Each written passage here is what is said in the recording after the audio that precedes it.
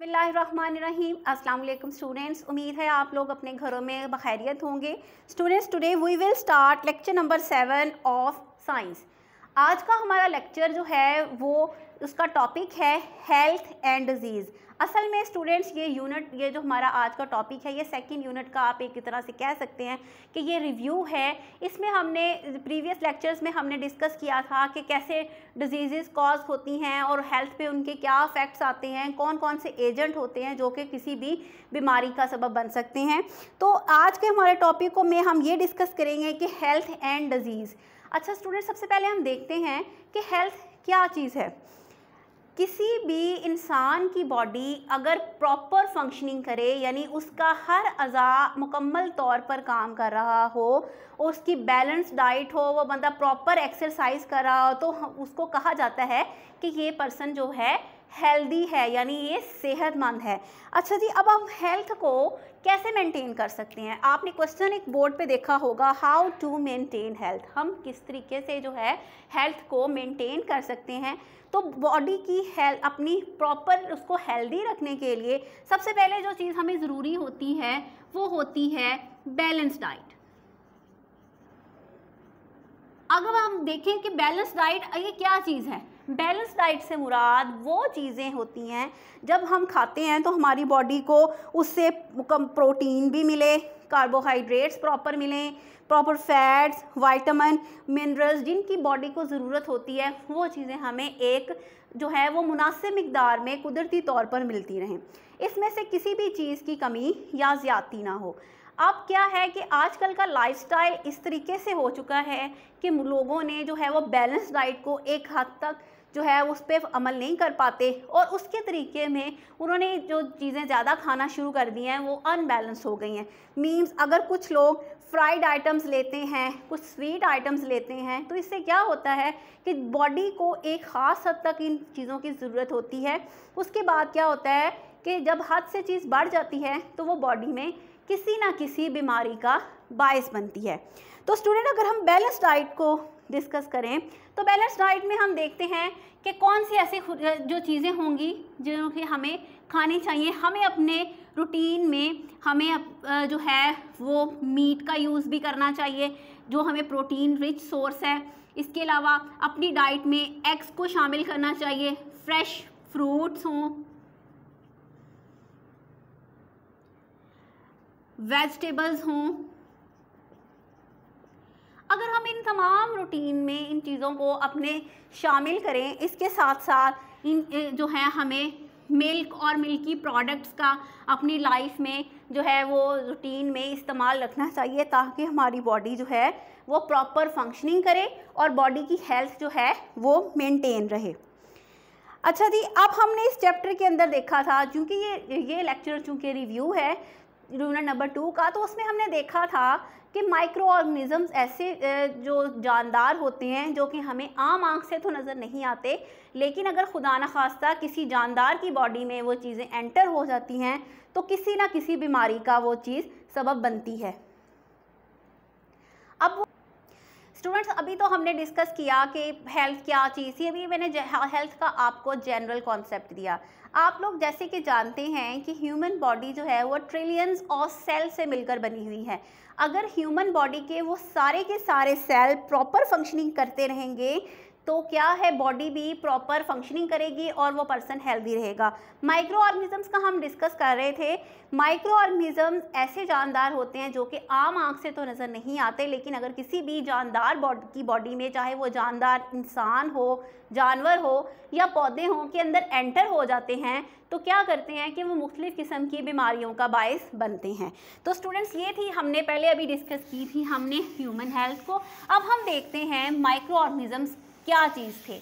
Micro organisms की हमने इसके अंदर डिस्कस, जैसे मैंने आपको बताया कि वो नेकेड आई से नज़र नहीं आते, उनको देखने के लिए स्पेसिफिक जो है वो यूज़ किए जाते हैं इंस्ट्रूमेंट जिसको माइक्रोस्कोप कहते हैं, उससे नज़र आते हैं। अब वो उनकी टाइप्स कौन कौन सी हैं, वो 4 टाइप्स के हमने जो थे माइक्रो ऑर्गेनिजम्स को डिस्कस किया था।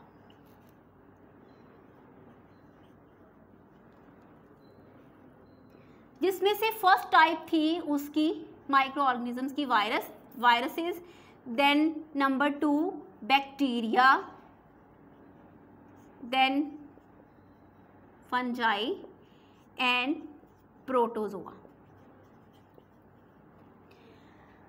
हमने वायरसेस को पढ़ा था, तो वायरसेस से जो मुख्तलिफ़ किस्म की बीमारियां जो पैदा होती हैं, वायरस से जो बीमारी होती है कि अगर एक पर्सन को कोई बीमारी है वायरस की वजह से, तो वो पर्सन जब किसी दूसरे पर्सन के पास बैठेगा, उसके साथ हाथ मिलाएगा या उसके साथ कोई भी चीज़ शेयर करेगा, तो वो मुमकिन है कि वो बीमारी जो है वो हेल्दी पर्सन तक ट्रांसफ़र हो जाए। अब वो वायरस के साथ जो होने वाली बीमारियां ट्रांसफ़र होती थी, उनमें जो वायरस की मोस्ट कॉमनली जो लोग एक्सपीरियंस करते हैं आम, जिसको हम इन्फ्लुएंज़ा कहते हैं, यानी जिसको हम आम तौर पे कॉमन नज़ला ज़ुकाम, ये जो बीमारी है इस तरीके से कि अगर किसी पर्सन को ज़ुकाम या वगैरह है तो कोई दूसरा हेल्दी पर्सन उसके साथ बैठेगा, उसके साथ खाएगा पिएगा या उसके साथ कोई चीज़ शेयर करेगा, तो ये एन मुमकिन चांस है कि ये उस पर्सन को भी हो जाए। इसके अलावा हमने दूसरी टाइप जो पढ़ी थी, वो हमने टाइप पढ़ी थी माइक्रो ऑर्गेनिज़म्स की, वो पढ़ी थी बैक्टीरिया। बैक्टीरिया भी ऐसे माइक्रो ऑर्गेनिज़म्स होते हैं जिनका हम फ़ायदे के लिए भी इस्तेमाल इनको कर सकते हैं और इनके हमें नुकसान भी होते हैं। अब फ़ायदे के लिए जो होते हैं बैक्टीरिया, उनको हम बेनिफिशियल कहते हैं। अब वो जो बेनिफिशियल बैक्टीरिया होता है वो किस लिए यूज़ होता है? बेनिफिशियल बैक्टीरिया को आप यूज़ कर सकते हैं चीज़ वगैरह बनाने के लिए, चीज़, योगर्ट, ये चीज़ें बनाने के लिए हम जो है वो बैक्टीरिया का इस्तेमाल करते हैं, तो ये बैक्टीरिया का यूज़फुल पर्पज़ है। इसके अलावा बैक्टीरिया जो है वो बहुत सारी बीमारियों का बाइस भी बनता है, जैसे कि टाइफाइड हो गया और निमोनिया वगैरह ये भी। लेकिन बैक्टीरिया से एक पर्सन को अगर खुदा न खास्ता कोई ऐसी बीमारी है, तो अगर कोई दूसरा पर्सन उसके पास बैठा है तो उसके फ़ौरन से उस तक ट्रांसफ़र होने का चांस कम होता है as compare to viral infections. जी स्टूडेंट्स, ये तो थी, हमने अभी रिव्यू ले लिया आपने वायरसेस का और बैक्टीरिया का, कि बैक्टीरियल डिजीज़ ऐसी होती हैं कि अगर पर्सन कोई अफेक्टेड है, उसके साथ कोई पर्सन अगर कोई चीज़ शेयर करता है तो उसके इस तरह दूसरे पर्सन को होने का चांस कम होता है as compare to viral disease. तो नेक्स्ट टाइप हमने जो माइक्रो ऑर्गेनिज़म्स की डिस्कस की थी वो था फंजाई। फंजाई क्या होती है? फंजाई यूनिसेलुलर होते हैं, और ये आपको पता है जो हमने लेक्चर में पढ़ा था, यूनिसेलुलर होते हैं, माइक्रोस्कोपिक भी होते हैं और मैक्रोस्कोपिक भी होते हैं। इसके अलावा जो फंजाई होती है वो एडिबल फंजाई की एग्जांपल आप लोगों ने अपनी रूटीन लाइफ में डिस्कस की होगी, देखी भी होगी, जिसको हम मशरूम कहते हैं। ये हमारी एडिबल फंजाई के टाइप्स में आ जाती हैं। इसके अलावा कुछ फंजाई ऐसी होती हैं जो कि फूड वगैरह को नुकसान देती हैं। अगर आप उस फूड को प्रॉपर तरीके से प्रिजर्व ना करें तो क्या होता है कि वो चीज़ ख़राब हो जाती है। इसका आपने अपनी रूटीन लाइफ में एक्सपीरियंस किया होगा। सम टाइम आप मार्केट से कोई फ्रूट या वेजिटेबल लेकर आते हैं, या कभी आपने देखा होगा ब्रेड अगर ज़्यादा देर पड़ी रहे तो उसके ऊपर जो ग्रीनिश किस्म की जो लेयर सी आ जाती है, that is also because of fungi. तो अगर हम बात करें कि अगली टाइप की जो हमने डिस्कस की थी वो हमारे पास थी प्रोटोजोआ। प्रोटोजोआ भी एक ऐसा जानदार हैं, जैसे यूनिसेलुलर जानदार होते हैं, जो कि बीमारी फैलाने का बायस बनते हैं मुख्तलिफ़ तरीक़ों से। अगर किसी तरीके से किसी ऐसी जगह का पानी पी लें जहाँ पे पानी आलूदा हो तो क्या होता है, उससे जो बीमारी होने का चांस होता है डिसेंट्री होने का, जिसको हम कॉमन लैंग्वेज में पेचिश कहते हैं, ये बीमारी होने का चांस होता है।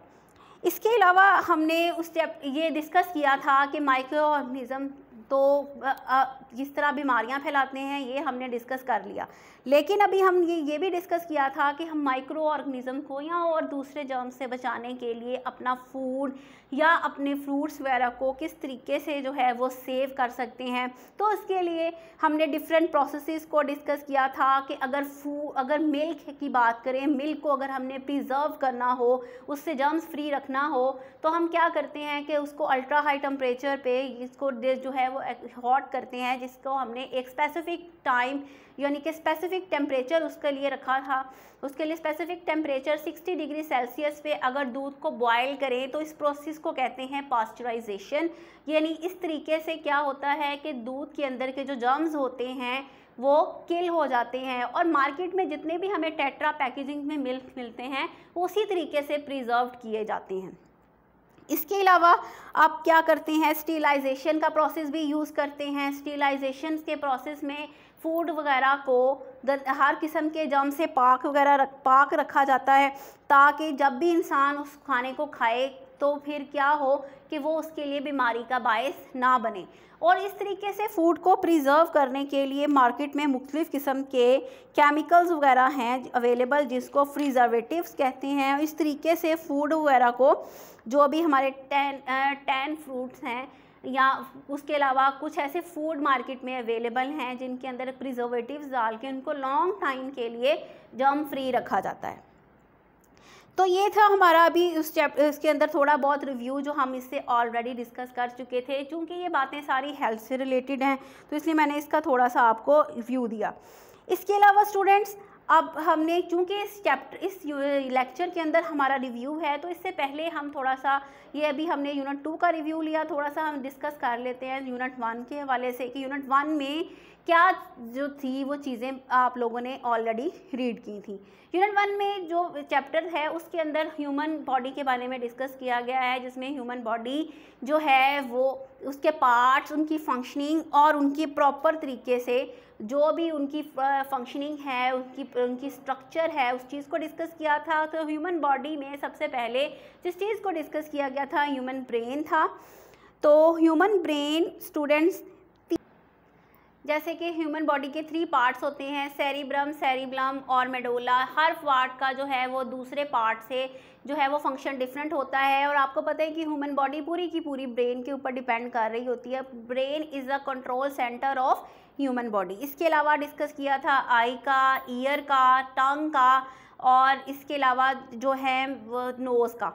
ये सारे के सारे सेंस ऑर्गन होते हैं जो कि हमें माहौल के अंदर होने वाली तब्दीलियों को बताते हैं कि हम अपनी सेंस का इस्तेमाल करते हुए अपने इर्द गिर्द की माहौल को अंडरस्टैंड कर सकते हैं, या इसके अलावा हम अपनी देख कर, किसी चीज़ को सूंघ कर, किसी भी चीज़ को महसूस करके हम अपने जो है अपने इर्द गिर्द होने वाली तब्दीलियों का जो है वो जायज़ा ले सकते हैं। और फिर क्या होता है, कोई भी जानदार जो भी उसके माहौल में जैसी तब्दीलियाँ आती हैं उसके मुताबिक कोई भी हिकमत अमली इख्तियार करता है जो कि उसके बचाव के लिए ज़रूरी था।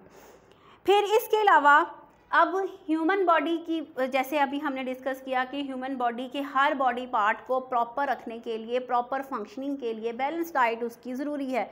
अब जब तक कोई पर्सन बैलेंस डाइट देता रहेगा तो उसकी बॉडी, चाहे वो उसका ब्रेन सिस्टम है, चाहे वो उसकी आई है, उसका ईयर है, उसका नोज़ है, या उसके आप कह लें किसी भी किस्म की चीज़ महसूस करने की जो भी सेंस है वो प्रॉपर काम करती रहेगी।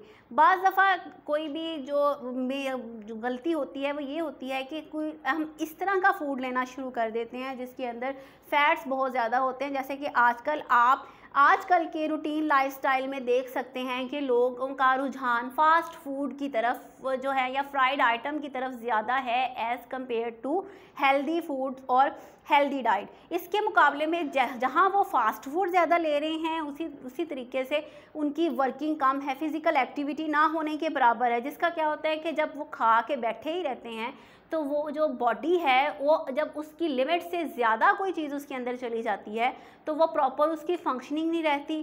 फिर इस किस्म के प्रॉब्लम्स आते हैं कि कभी किसी को कोई हार्ट प्रॉब्लम, या किसी को किसी भी किस्म का किडनी इशू, क्योंकि किडनीज़ का काम ये होता है कि पूरी बॉडी से उसने वेस्ट मटेरियल को एक्सक्रीट करना होता है पूरी बॉडी से। कभी किसी ना किसी प्रॉब्लम की वजह से अगर किडनी कोई अफेक्ट करती है तो प्रॉपरली बॉडी से वो वेस्ट जो है वो एक्सक्रीट नहीं हो पाते और वो मुख्तलिफ़ किस्म की किडनीज़ की या यूरिनरी सिस्टम की बीमारियों का बायस बनते हैं। इसी तरीके से अब आप कोई फूड अगर ऐसा लेते हैं या आप टोटली रिलाई करते हैं कि घर के फूड की बजाय बाहर के फूड को ज़्यादा बेहतर समझते हैं या उसको ज़्यादा प्रेफर करते हैं as compare to fresh vegetables या फ्रेश फ्रूट्स की बजाय, तो उससे क्या होता है कि समटाइम उसके अंदर ऐसे जर्म्स होते हैं जो आपकी बॉडी के अंदर खाते ही एंटर हो जाते हैं और फिर भी किसी ना किसी बीमारी की सूरत में वो चीज़ ज़ाहिर होती है।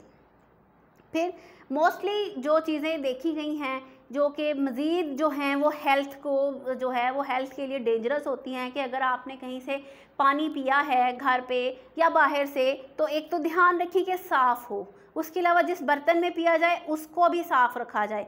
फिर इसके अलावा अगर खाना बनाया है तो कुक करने के फ़ौरन बाद उसको कवर कर दें या ठंडा होने के बाद उसको फ्रिज में रख दें, ताकि क्या हो कि आपका वो फूड जो है वो जर्म फ्री रहे और जब भी उसको खाएं तो उसका फ़ायदा हो, उसका नुकसान ना हो। फिर अगर खुदा ना खास्ता काफ़ी देर आप इस चीज़ की केयर नहीं करते तो क्या होता है कि डिफरेंट किस्म के, एक तो उसके अंदर खुद ऐसे इस तरह के बैक्टीरिया या वायरस के प्रोड्यूस होने की जो है वो चांस होता है, या अगर ये चीज़ नहीं है तो मक्खियाँ तो आम घरों के अंदर मौजूद होती हैं। आम एनवायरनमेंट में आपने रूटीन लाइफ में इस चीज़ का एक्सपीरियंस किया होगा। उनके पाँव के साथ वो जिस गंदगी पर बैठती हैं उनके जर्म्स पाँव के साथ लग जाते हैं। जब वही मक्खी खाने के ऊपर बैठती है, वो अनकवर्ड फूड के ऊपर आके बैठती है, तो आप उसको जब इस्तेमाल करेंगे ऑब्वियसली वो भी किसी ना किसी बीमारी का बायस बनेंगी। इसके अलावा अपनी प्रॉपर हेल्थ या अपनी बॉडी को मेंटेन रखने के लिए जो है वॉक करें, नेचर जो है वो नेचुरली चीज़ों का ज़्यादा इस्तेमाल करें, धूप के अंदर बैठें, क्योंकि धूप से जो है वो विटामिन डी डायरेक्ट सोर्स है बॉडी को मिलने के लिए। इससे भी जो है वो बॉडी की जो हेल्थ है वो ज़्यादा बेटर रहती है। इसके अलावा आपको अपनी बॉडी हेल्थ को मेंटेन करने के लिए ये सारे प्रोसेसेस हमने डिस्कस कर लिए, सारी बातें हमने आपको बता दी कि इसमें ये क्या किस तरीके से कौन बॉडी अफेक्ट कर सकती है, बॉडी जो है वो प्रॉपर फंक्शनिंग कर सकती है। बॉडी आप जो भी डाइट लें देखें कि वो आपकी बॉडी के लिए उसका फ़ायदा क्या है, और फिर उसको डाइट लेने के बाद अपनी बॉडी को फ़िज़िकल एक्टिविटीज़ ज़्यादा रखें। जितनी आप फ़िज़िकल एक्टिविटीज़ करेंगे उतने ही चांस कम होते हैं कि किसी भी पर्सन को कोई बीमारी हो जाए। लेकिन अगर बॉडी की आप फ़िज़िकल एक्टिविटी नहीं रखते तो उससे अफेक्ट होने के चांसेस ज़्यादा होते हैं। तो अभी तक का ये रिव्यू था जिसमें हमने माइक्रो ऑर्गेनिज़म्स को डिस्कस किया, टाइप्स को किया, फिर डिस्कस किया ह्यूमन बॉडी कि उसके अंदर कौन कौन से पार्ट होते हैं और ह्यूमन बॉडी को किस किस चीज़ की ज़रूरत होती है फॉर देयर प्रॉपर फंक्शनिंग। इसके अलावा हम डिस्कस करते हैं कि ये जानदार जो भी, चाहे वो इंसान हैं या कोई भी पौधे हैं या जानवर हैं, वो अपने सर्वाइवल के लिए किस तरीके से कोशिश करते हैं। हर जानदार, चाहे वो एनिमल हो, चाहे ह्यूमन हो, चाहे वो प्लांट हो, वो अपने इर्द गिर्द होने वाली जो हैं वो एनवायरमेंटल चेंजेस का जो है वो एक्सपीरियंस करता है, और फिर अपने अंदर वो ऐसा जो है अपने अंदर वो एबिलिटी लेके आता है उस सराउंडिंग के अकॉर्डिंग, ताकि वो अपने आप को वहाँ पे सरवाइव कर सके। अब कोई जगह जानदारों के लिए, जानवरों की अगर एग्जांपल लें, उसके लिए वो सूटेबल नहीं है, चाहे वो किसी किस्म का कोई डेंजर हो या दूसरी किस्म की अनअवेलेबिलिटी ऑफ फूड हो, तो क्या करेंगे कि वो खुद को सेव करने के लिए क्या करेंगे, उस जगह से दूसरी जगह पे मूव कर जाते हैं। इसी तरीके से अगर हम इंसानों की जो है वो एग्जांपल लें, तो आपने देखा होगा कि जिस तरीके से आबादी जो है वो बढ़ रही है उस तरीके से जाहिर है उसकी फूड जो है वो नीड्स भी बढ़ती हैं।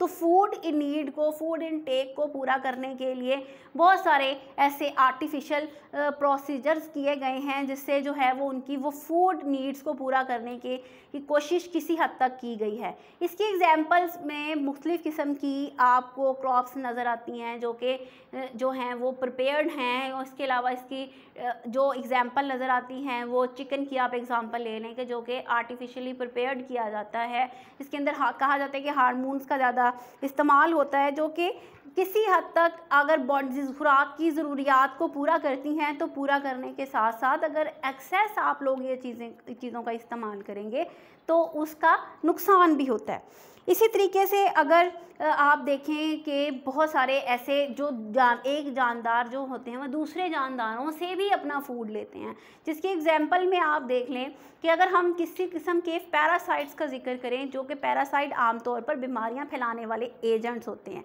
अब जो यहाँ पे मैंने जैसे पहले जिक्र किया कि अपने माहौल में होने वाली तब्दीलियों का मुशाहिदा करके हर जानदार सर्वाइवल की कोशिश करता है। तो अगर इसी तरीके से हमारे इंसेक्ट्स भी जो हैं वो अपनी सर्वाइवल की कोशिश करते हैं। अगर किसी जगह पे ऐसी लोकेशन पे कोई जानदार रह रहे हों जिस जगह पे मॉस्किटो यानी मच्छर बहुत ज़्यादा तादाद में है, तो मॉस्किटो अगर बाइट करता है तो वो जिस भी जानदार को बाइट करता है, चाहे वो इंसान या बीमार या वो जानवर हैं तो उसके लिए भी मुख्तलिफ़ किस्म की बीमारियां वो फैलाता है, जिसमें से मोस्टली जो कॉमन बीमारियां जो कि आजकल जो मच्छरों के सीज़न में मोस्टली जो सुनी गई हैं या देखी गई हैं, उनमें मलेरिया और एक डेंगू फीवर, ये एक स्पेसिफिक किस्म के मच्छर के काटने से ये बीमारियां होती हैं।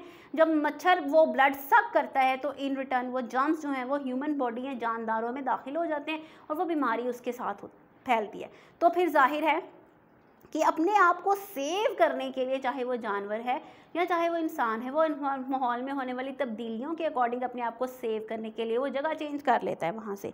फिर हर जानदार का मोड ऑफ जो है वो रिप्रोडक्शन एक दूसरे से डिफरेंट होता है। अब वो मोड ऑफ रिप्रोडक्शन यानी हर जानदार की वो अपने तरह के ऑर्गेनिजम्स को प्रोड्यूस करने की एबिलिटी को कहते हैं। अब हर जगह, अब किसी भी जानदार के लिए कोई भी चीज़ अगर सूटेबल नहीं है तो वो वहाँ से जो है वो वहाँ से वो एक जगह से दूसरी जगह माइग्रेट कर जाएगा।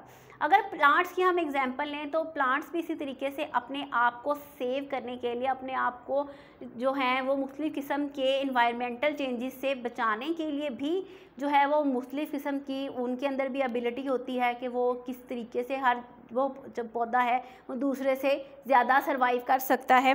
नेचर ने हर जानदार के अंदर ये चीज़ रखी हुई है। फिर हमें माहौल में होने वाली तब्दीलियों का कैसे पता चलता है, अपनी सेंसिटिविटी या अपनी सेंस की वजह से पता चलता है। गर्मी है, सर्दी है, फिर जिस तरीके का मौसम होगा उसके मुताबिक जो है वो हर जानदार उस तरह का अपना जो है वो लाइफस्टाइल अडॉप्ट कर लेता है। तो स्टूडेंट्स, ये था हमारा आज का लेक्चर बेसिकली, जो कि रिव्यू था अब तक के जितने भी लेक्चर्स हो चुके हैं उन सब को। तो उम्मीद है कि आपको आज का लेक्चर समझ में आ गया होगा और आप जो है उस शीट को आसानी से सॉल्व कर सकते हैं।